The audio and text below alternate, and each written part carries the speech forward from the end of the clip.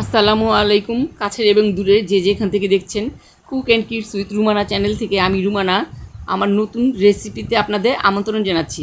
আজ আমি আপনাদের তৈরি করে দেখাবো রেস্টুরেন্ট স্টাইলে কোরিয়ান রামেন। আর এই রামেনটি একদম রেস্টুরেন্টের মতো হবে, ঘরোয়াভাবে খুব সামান্য উপকরণ দিয়ে কিন্তু এটা তৈরি করে নেওয়া যাবে। চড়া দামে কিন্তু আপনাদের কিনে খেতে হবে না। তাহলে চলুন আমি আমার রামেন রেসিপিটি আপনাদের দেখিয়ে দিই। রামেনের জন্য প্রথমে আমি স্টেকটা তৈরি করে নিব। এখানে চিকেন ব্রেস্ট নিয়ে নিয়েছি 2 পিস। 2 পিসটা আমি এখন কিভাবে ছুরির সাহায্যে মাঝখানে চিড়ে দিচ্ছি সেটা দেখে নিন। এভাবে কেটে নিলে সুন্দরভাবে মশলা ঢুকবে স্টেকে, আর খেতেও হবে দারুণ মজার। মশলা ঢুকলে স্বাদটা কিন্তু অনেকটাই বেড়ে যাবে। এভাবে আমি মোটা রাখবো না। আরেকটা পিসও আমি এভাবে কেটে নিয়েছি। এর মধ্যে দিয়ে দিচ্ছি কালো গোলমরিচের গুঁড়া। কালো গোলমরিচের গুঁড়া আমি সামান্য দিব, খুব বেশি দেবো না, যেহেতু স্টেক ঝাল বেশি হয় না। সাদা গোলমরিচের গুঁড়াও দিয়ে দিচ্ছি অল্প, লবণ দিয়ে দিলাম, সেই সাথে দিয়ে দিচ্ছি সয়া সস, আরও দিয়ে দিব চিলি ফ্লেক্স। চিলি ফ্লেক্সের সাথে সাথে আর দিয়ে দিচ্ছি টমেটো সস। টমেটো সস এগুলো কিন্তু খুব সামান্য পরিমাণে দিচ্ছি, অনেক বেশি যে দিচ্ছি তা না। 1 স্লাইস লেবু এর মধ্যে চিপে দিয়ে দিলাম। এখন সবগুলো উপকরণ একসাথে চিকেনের গায়ে মেখে নিব। এইটা মেরিনেট করার প্রয়োজন নেই, সাথে সাথে আমি ভাজতে চলে যাব। তো চলুন স্টেকটা ভেজে নিই। প্যান বসিয়ে দিয়েছি চুলায়, তেলটা সামান্য গরম হয়ে গেলে আমি চিকেনটা দিয়ে দিচ্ছি। ওলট পালট করে আমি ভেজে নেব। অনেক বেশি কড়া করে ভাজা যাবে না, তাহলে স্টেকটা একদম শক্ত হয়ে যাবে। দেখুন আমি সামান্য 2-3 মিনিট হওয়ার পরেই আমি ওলট পালট করে দিচ্ছি। আর এক সাইড বেশি শক্ত হয়ে গেলে কিন্তু খেতে ভালো লাগবে না। দোনো সাইডই কিন্তু সমানভাবেই কিন্তু উল্টাতে হবে। দেখুন কথা বলতে বলতে কিন্তু আমার স্টেকটা বানানো তৈরি হয়ে গেল। আমি এমন লাল লাল করে ভেজে নিয়েছি, আর বেশি ভাজবো না। এখন আমি নুডলসটা সিদ্ধ করে নিব। আমি কড়াই চাপিয়ে দিচ্ছি চুলায়, আর সেই সাথে দিয়ে দিচ্ছি রামেনের নুডলসটা। এখানে আমি 3 পিস নিয়েছি। রামেন নুডলসটা কিন্তু স্বাভাবিক নুডলসের তুলনায় একটু মোটা হয়, সেই জন্য কিন্তু সিদ্ধ হতে একটু সময় লাগবে। ভালোভাবে নেড়ে চেড়ে দিচ্ছি। নেড়ে চেড়ে দেওয়ার পরে এখন আমি যা যা দিব সেটা আপনারা দেখে নিন। আর এই উপকরণের মধ্যে আপনারা কম বেশি কিছু নিজেরা অ্যাড করতে পারেন। আর এখানে দিয়ে দিচ্ছি রামেন সস। রামেন সসগুলো যেহেতু অনেক ঝাল হয়, এখানে 3 প্যাকেটের জন্য আমি 1 প্যাকেট দিব। আমার বাচ্চারা খুব বেশি ঝাল খেতে পছন্দ করে না।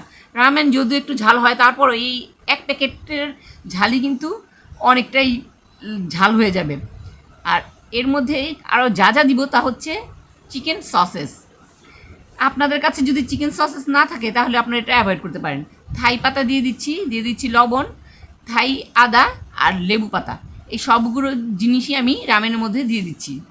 রেস্টুরেন্টের স্বাদ পেতে হলে কিন্তু আপনাদের এইসব জিনিসগুলোই দিতে হবে, সেজন্য এগুলো দিয়ে দিচ্ছি।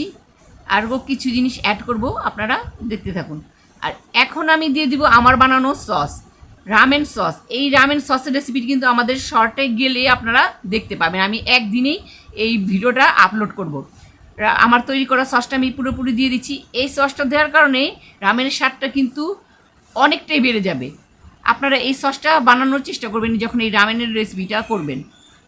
আরও দিয়ে দিচ্ছি 3 চা চামচের মতো টমেটো সস। টমেটো সসটা আমি দিয়ে দিলাম। আর এখানে চুলার আঁচটা কিন্তু অল্পই আছে, লো থেকে একটু বেশি। আর বেশি আঁচ করে দেওয়া যাবে না, কারণ এই নুডলসটা কিন্তু সিদ্ধ হতে বেশ সময় লাগে। আর নুডলসটা যদি ভালোভাবে সেদ্ধ না হয় তাহলে কিন্তু খেতে মোটেও ভালো লাগবে না। তো এখানে এই রামেনটা সেদ্ধ হতে থাকুক, আমি আরও রামেনের অন্য প্রিপারেশন দেখিয়ে দিচ্ছি। নিয়ে নিয়েছি 3টা সেদ্ধ ডিম।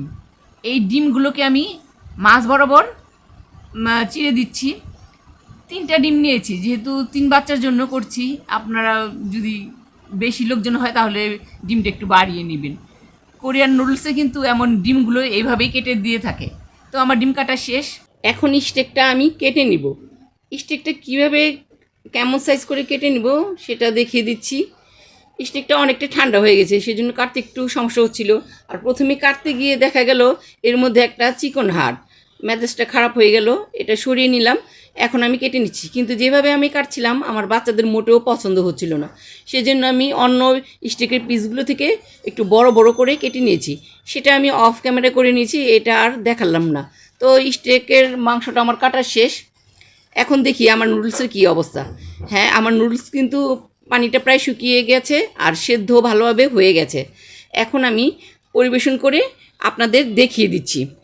দেখুন, খুব সহজেই ঘরে তৈরি করে নিলাম রামেন।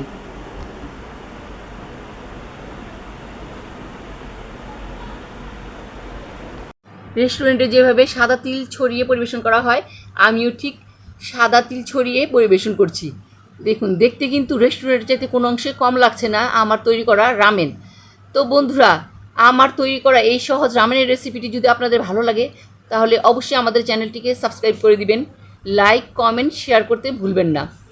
আবার সহজ নতুন রেসিপি নিয়ে অতি শীঘ্রই আপনাদের মাঝে চলে আসব। সবাই ভালো থাকুন, সুস্থ থাকুন। আজ এই পর্যন্তই। আল্লাহ হাফেজ। কি বন্ধুরা, চলে গেলে হবে? আমার আরও 2টি রেসিপি দেখে নিন।